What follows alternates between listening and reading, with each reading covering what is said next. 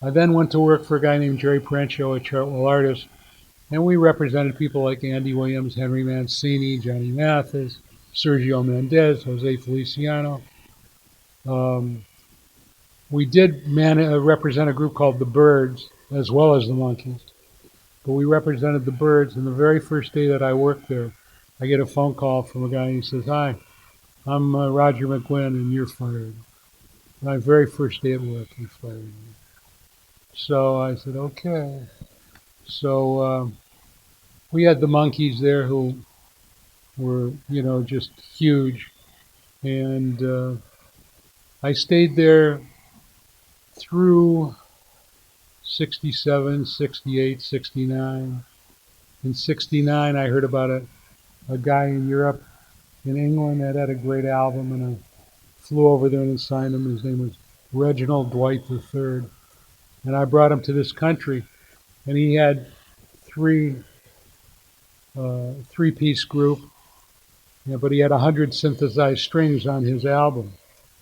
So he said, "I can't go play there." He said, "I got strings on the album, and all I got's a trio." I said, "You just come, and I'm telling you, you're going to be the biggest star that ever came to America." So I brought him here. I talked to my friend Bobby Hilburn, who was writing he was the head of music at the LA Times for 30 or 40 years. I told Bobby Hilburn about him. We went over to Peter Asher's house. Peter Asher was really the first one of the guys that really got rich.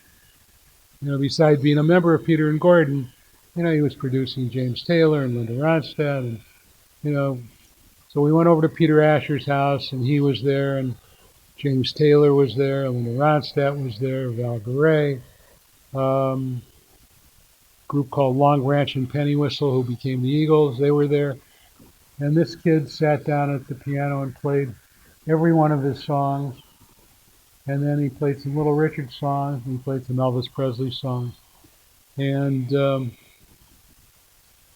that Sunday, before he opened at the Troubadour, Bobby Hilburn had him on the cover of the calendar section of the LA Times, that's the only reason people really bought the paper. It was an incredible, magazine.